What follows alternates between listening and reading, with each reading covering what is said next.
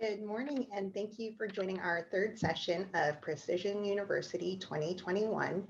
My name is Mary Griffith. I'm the Extension Educator in Madison County, Ohio, and today we are going to be talking about pre-season crop protection decisions that can hopefully help make our lives easier in the spring as we get started with nice, clean fields. Our speakers today are Dr. Mark Loux and Dr. Scott Shearer. Up first, we have Mark Loux. Dr. Mark Loux is a professor and extension specialist in weed science in the Department of Horticulture and Crop Science at The Ohio State University. Dr. Loux received his BS in plant science from the University of Delaware in 1981 and his MS and PhD in agronomy from the University of Illinois. Dr. Loux is responsible for weed science research and extension programs in soybeans, corn, wheat, and forages in Ohio. His research program at OSU focuses on herbicide resistance and management of weeds in reduced tillage systems. Dr. Loux developed and is currently a co-author of the Weed Control Guide for Ohio, Indiana, and Illinois, and is an active contributor to the Corn Newsletter, a primary information delivery tool for the OSU agronomic crops team. So thank you, Mark, for being here. We also have Scott Shearer. Dr. Scott Shearer received his PhD in agricultural engineering from the Ohio State University. Currently, he serves as professor and chair of food, agricultural, and biological engineering at OSU.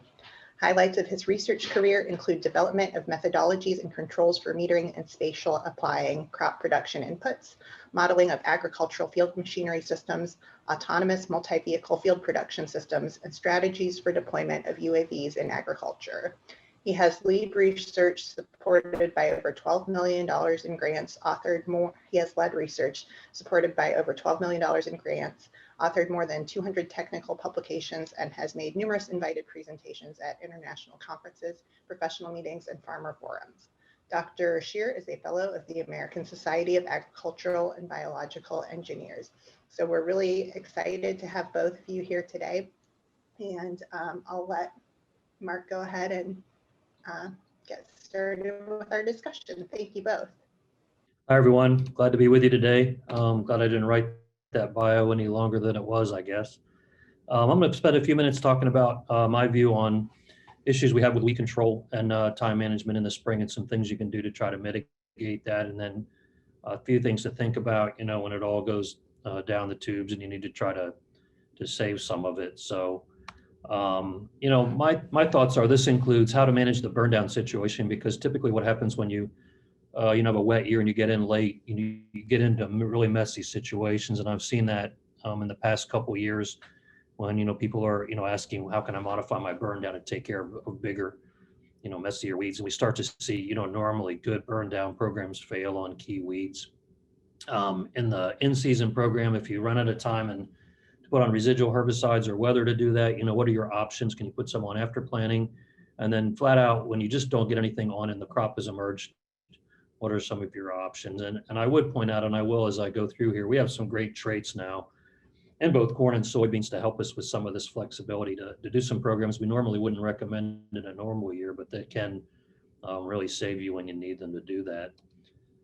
I really can't put enough emphasis on fall herbicide treatments here. It's a very low cost method to give you a clean seed bed pretty far into the spring. And then even when you start to see some weeds come through, they're going to stay small for a while. You'll see some giant ragweed start to come through, and eventually in mid-May, some of the summer annuals. I mean, if you look at these two photos, and you normally want to get in, early May if you're trying to do that and you get delayed, you can see that one on the right's just going to get more and more problematic. You really even don't need a lot of residual to do this. So that's sort of step number one. And that goes into our recommendations right now. We're starting to see a comeback in messy spring situations. I think in some cases we've taken fall applications out. We're seeing a resurgence in dandelion and some things like that. So, I mean, really for $6 worth of herbicide, you can create a situation where you just buys you some flexibility in the spring. And then even if you plant and can't get in before the crops emerged, you've got some options with some of the new traits really to take care of some of that. And, we've got lots of information in this in the newsletter and past articles. And, this is really sort of it's kind of bulletproof for a pretty low cost.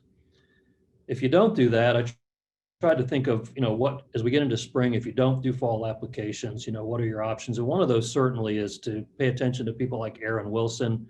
When they're giving you weather outlooks, and you hit it early spring, and if you get a weather outlook that starts to really go south and you're looking like it's going to get really wet, I think one of the options in late March and April is, what can I accomplish earlier than usual if my fields will handle traffic right now? And I think there are times when we can handle traffic that time of the year, and then it actually gets wetter later, depending on the rainfall pattern, maybe not in a lot of cases. And it's not necessarily an ideal time to do things, but I mean, if you could till at that point to take out the weeds that are there and give you a stale seed bed situation at planting, that's certainly one option. I think there's a couple things happening with spring herbicide applications. We've typically tried to put those on, I think, starting mid-April. I think a lot of those go on maybe in some cases earlier, because we had to keep 2,4-D out a week or more ahead of planning. And now we have the option with the new trait systems, the Enlist and the Extend, really to put 2,4-D and dicamba on at or after planting, even if the crops emerge. So I think in some cases we're not even thinking about, I have to go early, I'm just going to wait and see what happens. But in a wet weather situation, that's not necessarily really the best option. So I think, again, one of the things to think about, especially given the effectiveness of some of the post herbicides that you have, is, can I go ahead and put herbicides on if I get some field conditions to do that in late March or early April? As I said, it's not an ideal time to put residuals out, but if you're looking at that thinking, okay, I'm okay to do this, and I just have this history of not doing really well as we get later in spring, or that weather outlook is bad, you have the option to put herbicides on then. And then, if everything goes fine, you can come back and put a little more residual on at planting and burn down if you want to. It's not an ideal time necessarily for burn down herbicides. We have cold nights sometimes, and so you're going to see herbicides in some cases work more slowly than you'd like, and you're not necessarily going to have a fast, clean seed bed that you would have from a fall application, which is still the benefit of fall. But certainly there's some things to kind of think about, if that outlook's not looking good. One situation, and I'm sort of ignoring the couple key traits here, but if in the case of soybean planting, I'll talk about corn here a little bit. If you get into this late spring and you're delayed and you have a weedy mess to burn down, and especially if you're in Roundup Ready or Liberty Link, or really even in the Enlist trait, this has been a question we've had really in my whole time here. Like, we have rain, we've gotten in late, what can we do to our burn down? And a couple things happen there. One, of course, is that you lose your delaying your window to wait to plant. So typically when everything starts to go finally, your emphasis is on planting, which is really where it should be. So you've lost that ability to use 2,4-D out early in a lot of cases. But our recommendation in this case has always been to increase the complexity and the rates of your burn down herbicides. So, increase your glyphosate rate is certainly one thing to do there. If you're in a glyphosate 2,4-D program and you can still use 2,4-D, add Sharpen to that. You can add glufosinate, Liberty or one of the other glufosinate products to some of these, and help them out also. So if you can wait to plant, you can still do something like a glyphosate 2,4-D. If you're in the Enlist system, you can bump the 2,4-D rate if you want to do that. You've got glyphosate plus glufosinate plus 2,4-D. And then I have question marks with gramoxone 2,4-D metribuzin. It's a great burn down. It has at times, I think in a very late situation, it gets out of the window for gramoxone. So that's one caution, that you would definitely be at the high rates for gramoxone and high coverage. And then, you can bump rate depending on the system. And then if you can't wait and you don't have one of the traits, you're down to the glyphosate plus glufosinate plus Sharpen, and metribuzin works really well with glufosinate and Sharpen. I will say, with the exception of grasses possibly, the glufosinate Sharpen can be a bit like napalm, so it can really fry a lot of stuff off really well with some MSO and in the right volume. If you look at the traits from two perspectives, one would be, okay, I need a better burn down in that situation, or the crop's up, and I need to be able to come back in with something that can work. You really start to see the advantage of the Extend and the Enlist system in this situation, because when you look at our resistant weeds situation, water hemp, giant ragweed, mare's tail, You've got Roundup Ready or non-GMO, and the Roundup Ready, you're only going to be able to use glyphosate, and non-GMO, you're really not going to be able to save yourself in that situation. If you go to Liberty, then that gives you the option to, of course, use glufosinate early post, and you can mix it with glyphosate. You can use glufosinate really in any of the systems for a burn down, as long as the crop's not up. And then if you have Enlist, Liberty Link, or Liberty G227 and the crop's up, you can add, or Extendiflex, you can add glufosinate back in there. But when you start to look at the other traits, then you start to look at the other traits, you really start to see the advantage here of the Extend and the Enlist. The Extend, you've got the glyphosate and the dicamba, and that makes up for a lot of sins. That's like a glyphosate 2,4-D at the higher rate, and the dicamba is better than 2,4-D really on mare's tail. We have seen that break on late big mare's tail in some situations. One thing to know about the Extend system this year is they did reduce the rate in the burn down for a single application. You can make multiple applications, but you're limited to the standard rate of 22 ounces or 12.8 of Extendamax, or 12.8 of Ingenia. So that does limit you somewhat. If you get to the Extendiflex and you've got glyphosate plus dicamba plus glufosinate, I think I'm not really sure where the labeling stands on that. I think it's difficult to do what you have to do for stewardship and also optimize the glufosinate. So I'm not sure where that really stands. And then the Enlist, you have lots of options there. So in terms of a burn down bailout, you've got glyphosate, glufosinate, 2,4-D choline at high rates. You can put that on at planting and put that on after planting, after the crops emerge. So you have a lot of options there. And I'll throw a couple different scenarios at you here. And I pulled some data just from a water hemp control study that was done in Missouri back in 2013, an Enlist soybean system. And it just illustrates a couple things pretty well. Once you're in that situation when you haven't been able to get anything on, ideally you've got the fall application on, so you have some weeds coming on, late, and you don't have a nasty situation yet. You can switch the whole thing to a multiple post system, and you can do it best with the Enlist or the Extend systems, because you're going to have the 2,4-D or the dicamba in there to help you out. The Enlist, you've got the glufosinate and possibly the Extendiflex. But I'm not really focusing on Enlist systems here as much as I am sort of the approaches. And so you can see 8 weeks after planting, you've got the multiple post application of glufosinate plus 2,4-D, followed by another shot of glufosinate or glufosinate plus 2,4-D, really giving you good control. In that situation, keeping in mind that you've got weeds coming in, you have no residual down, and so you don't want to be too late on the first post from a weed size standpoint, and also competition. So you can see how you can make that work pretty well. You could do the same thing with like a glyphosate dicamba, coming back with more dicamba or glyphosate depending on time of the year, and some things like that. And of course, if you have Extendiflex, you have the option to come back with glufosinate as well. So that's one approach. The other approach is you can go to an early post plus residual. In this case, glufosinate plus 2,4-D plus prefix was one that worked pretty well. I'm going to show you a couple slides here on control to show you why something like acetochlor or metolachlor by itself might not work quite as well, because there can be some key weaknesses. And then you always have the option, depending on the system, to come back with a second post. Typically, again, if you haven't put anything on, you want to be on the early side for a couple of different reasons, and just decide, okay, I'm going to make 2 post applications. And you can really still see here the difference between, if you go up to above this slide, you can see the difference between a glufosinate followed by a glufosinate versus a glufosinate plus 2,4-D followed by glufosinate or glufosinate plus 2,4-D. The advantage of getting the 2,4-D, or if it's Enlist, Extend beans, and dicamba in the first application, really to start you off well. All is not lost. If you haven't gotten residual on and you're out early and you still want to get residual on, this works typically better in corn, I think, because we have broad spectrum corn premixes and mixes, tank mixes that you can put on after planting, and you have a pretty big window to do that, and they're very effective. Here, you're much more limited. You've got the group 15 herbicides, the acetochlor, dimethenamide.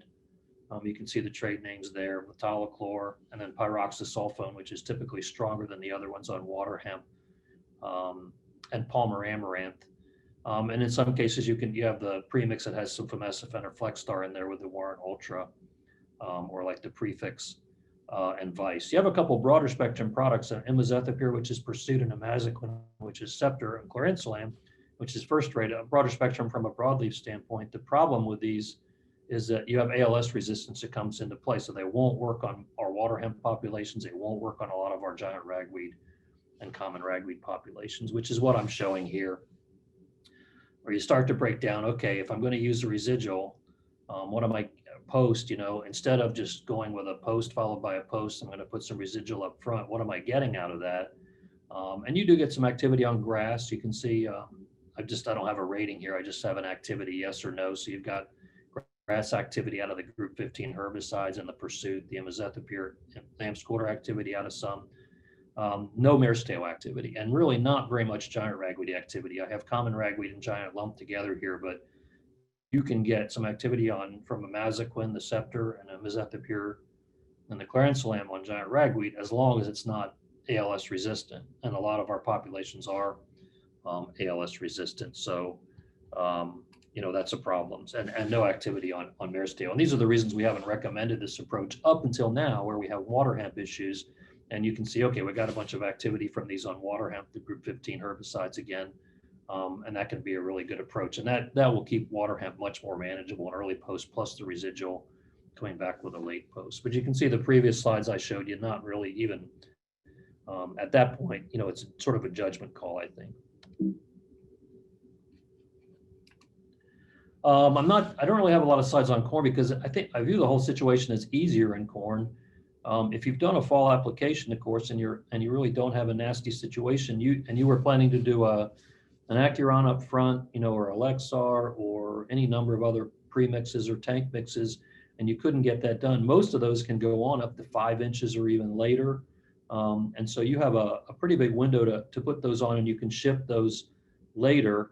You can add various products, glyphosate, dicamba, Lautis, all kinds of things to those to bump them up on the emerged weeds that you have there, especially keying in on grasses. You do have to be a little cautious when you start to shift pre-herbicides into post and corn, checking the label for, what can I tank mix with it, and adjuvants, especially because you have, prior to corn emergence, you can, juice those up with as many adjuvants as you want typically, but after corn emergence, you have to be quite more cautious. Keeping in mind that anytime you switch to a post system in corn, your competition with corn starts when weeds reach 2 to 4 inches tall.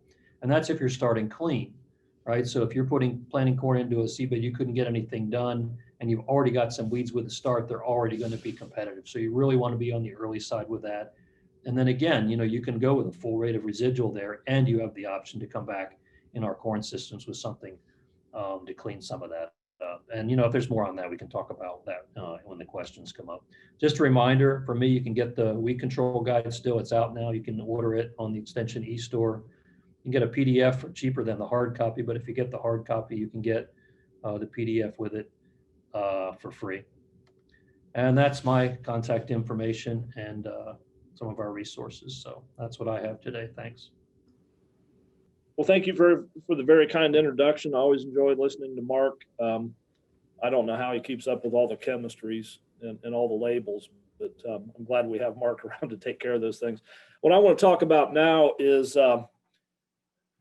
Mark, I think, was trying to keep you out of trouble in some respects. I'm probably going to get you in trouble. So I want to talk about mobility and some considerations that farmers may want to address in terms of wet springs. I also want to get farmers thinking a little bit about when they address some of these issues as well. So I'll kind of start through spring in the Midwest. I think everybody's seen these situations. And, when we talk about mobility, there's really 2 or 3 things that become pretty important. And it's really gross vehicle weights and how we have those weights spread out over the soil surface. One of the things I was going through, and I recommend if you haven't done this to look at it, but there's another source of good information. There's an extension publication at Purdue University. I know I'm from Ohio State talking about this in some respects, but it's a pretty comprehensive publication on extracting stuck equipment safely. And a lot of good pointers and tips in there. But the other thing I want to point out is when you do find yourself in the situation of a piece of equipment mired in the ground, one of the first things I'd do is get the owner operator manual out and find out where the points are on the piece of equipment to attach to before you start twisting things that you may not or may regret a little bit later. Improve mobility in wet soils. First thing is wait until the soils dry out. And I think that's what probably most farmers do in some respects. And again, looking at the weather the last several years, we've had some wet springs where this is problematic. Can't say enough about tile drainage. I think everybody knows and understands this, and obviously there's cost there doing that, but the benefits are there long-term and very helpful situation. Number 3 and 4 are the things that are kind of immediate and things that most farmers can address. Light and gross vehicle weights. The simple thing is don't fill the spray tank up all the way. I know it causes you to make more trips back to the tender station, if you will, or the tender trucks. But on the other hand, if it keeps you mobile in the field, that's a good thing too. And then the other thing is spread loads out over greater area. And this is basically increased flotation. There's a lot of interest, at least with high clearance sprayers, in using flotation tires early in the season and then switching to row crop tires a little bit later in the season, which is a very viable concept. Want to talk about some tools that we've been playing with here at Ohio State. We have a very good relationship with Unverferth. I'm not selling their equipment to the exclusion of other manufacturers that manufacture simple equipment, but I'm going to be honest with you. A UTV or an ATV combined with a sprayer with 60-foot booms, under some pretty adverse conditions, you can cover quite a few acres. I know these top air sprayers have been in demand the last several years because of wet springs. I encourage you, if you're thinking about moving in this direction, you might want to do it now. And I'll come back and I'll talk a little bit about the cost and some of our experiences. These things are not cheap in some respects. The list price, and again, I don't know what you can purchase them for, but the list price on these machines are about 16 to 17,000, depending upon how they're equipped. The nice part is you can get them up with up to 60-foot booms. I did check Machine Repeat and Tractor House, and 60-foot boom sprayers used are going anywhere from about 14 to 15.5K. 45-foot boom sprayers are going anywhere from about 7 to 9,500 in terms of the price points. So again, if you're thinking about going that direction, you want used equipment, now would probably be the time to be thinking about it as opposed to wet spring. One of the things that Unverferth does sell with that, I believe it's an option, is the Raven SCS controllers. There's a couple of those to choose from. A lot of times when you're buying used equipment, it's rolling over. Hopefully that rate controller comes with it. One of the other things to note is I think at least what Unverferth has been doing is putting about a 5.5 horse Honda driven centrifugal pump on there, so you don't have to worry about powering it from the ATV or the UTV in this case. The wonderful thing about this sprayer is the axles can be adjusted, at least track width on them, from 60 to 90 inches to match up with row widths. Allows you to get into at least emerging crops a little bit later in a row crop application and use the sprayer in those situations as well.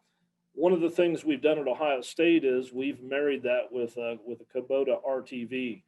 I'm not selling our Kubota RTVs either, but just kind of wanted to share with you some of the experiences we've had. We started out with, and I'll come back and talk about the tracked version of the UTV or RTV in this case, but we started out tracked and went back to wheeled just because of loss of power. But again, we've done this pretty successfully for a number of years.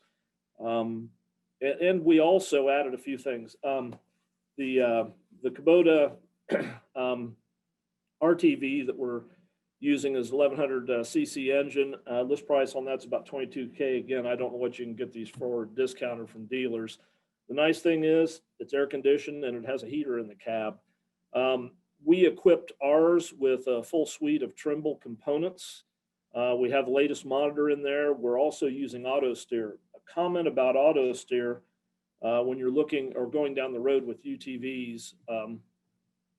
I recommend highly those with power steering or hydraulic steering assist.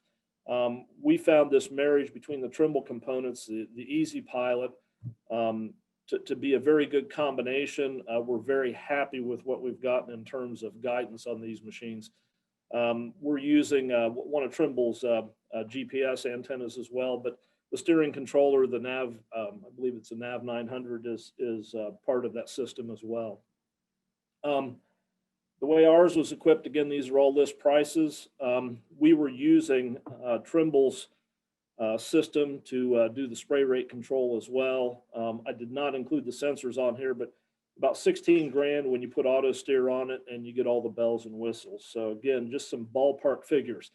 The other end of that obviously is using the Raven spray controller too, which is considerably less cost, but you have a little bit more to contend with. You might need a foam marker if you're not using auto guidance.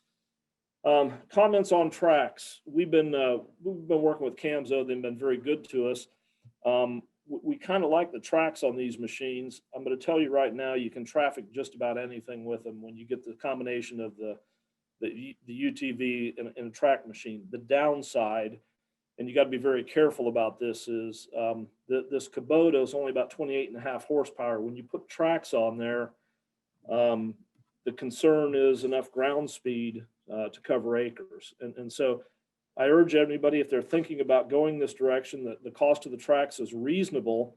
However, you compromise top end in terms of ground speed. This is probably true of most UTVs across the marketplace. By the way, when you put tracks on these machines, as you might guess, you void the warranties. So again, I encourage you to think about that a little bit too.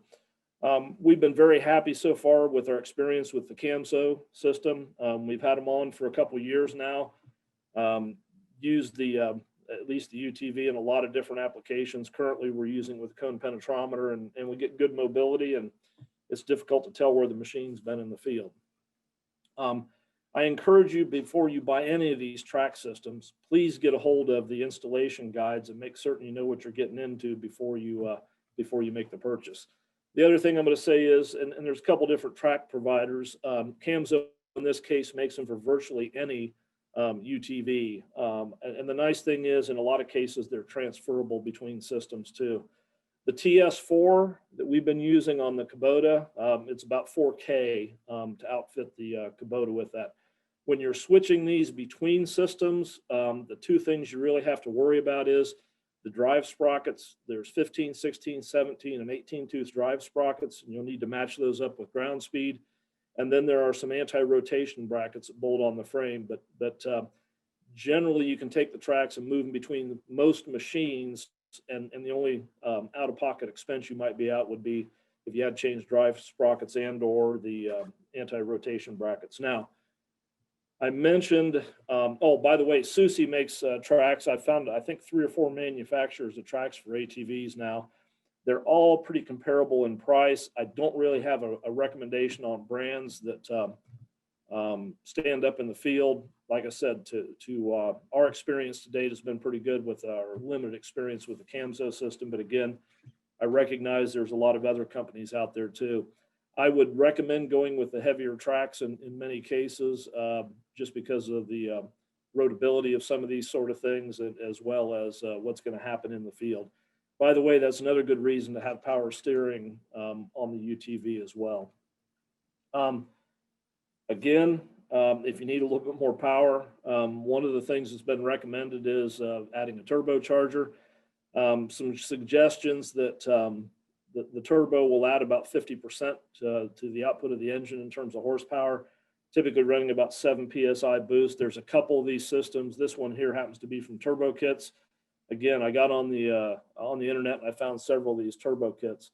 Another word of caution, the turbos will void the warranty. So again, be very careful. If you're trying to take more horsepower out of the engine, it comes at a cost in terms of longevity. Looking at our kind of all the bells and whistles, and I'm not suggesting that you have to do this to be successful, but you can get about $60,000 wrapped up if you're buying all new components and basically outfitting everything with kind of top of the line type considerations. On the other hand, if you already own a UTV, you're going out and buying a used top air sprayer, your cost is relatively modest to get into this situation. One of the other things we do have experience with, this happened at the Farm Science Review this year, SUSIE loaned us a set of the Stech 716 track systems, a little bit pricier. And again, you got a big machine in the field. Experience indicates that you can probably take their person hours and multiply them by at least 2. At least the first time you're doing it. Obviously, when you come back and if you were to switch back to wheels and then go back to track at some point in the future, that time's about cut in half. An installation of a 2-track system on the high current sprayer, about 7.5 person hours. 4-track installations about 15. The Stech 716 right now is only made to fit Deere sprayers, and these are the models that they're available for right now. That complete set of 4 tracks is going to run about $75,000, $76,000. I don't know what they have in the way of discounts, but again, you might want to get with a dealer and consider that.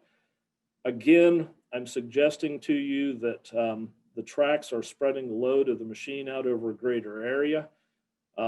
In most cases, you're going to get a lot better flotation. The concern really becomes, can you get that track narrow enough that allows you not only to work before planting and traffic the field, but also then a row crop application after the fact. Going back to those Kamso tracks on the UTVs, those were 14-inch wide tracks. You got to do a little bit of messing with spacers and things like that if you want to be able to use that machine in a row crop application. Again, and the track system for the Deere, those are made for row crop applications. I don't want to leave you with the feeling that SUSIE is the only source of tracks for high clearance machines. I found these mat tracks that they're 9090-AA package. It'll support up to about a 35,000 pound gross vehicle weight. So again, number of manufacturers. And the other thing I'm going to say is we got tracks on everything now. Again, it all depends upon what your perspective is and where you're headed. Hopefully I've given you a few options to think about. We got some of the high end things on the when we look at you know, a Deere 8RX, we know the popularity of these tractors. And again, it all depends upon what your operation is and what your complement of equipment is. So I want everybody once again to thank Mark and Scott for joining us this morning. And thank you all for being here. Next week is our last session of PrecisionU for this year. We're going to be talking about sprayer technology to improve performance with Dr. Joe Luck, who has been a speaker for us in the past, if you've attended our event in person. And if you have not registered yet, you can do that at go.osu.edu/PrecisionU. We do have a couple programs for the agronomy team this week. On Thursday in the morning, we have a talk on soil health tests, followed by a talk on disease management for today's weather, which ties in with some of the concerns we've been talking about this morning with wet spring weather. We're also going to be later in the season on February 18th. Scott is coming back to speak at our soil health series, specifically about compaction. So if you had interest in some things he was starting to touch on today with tracks and things like that and tire pressure, we'll be talking more about that on February 18th at 8 o'clock at our soil health session. Our 2020 eFields report is available now for you to download at go.osu.edu/eFields.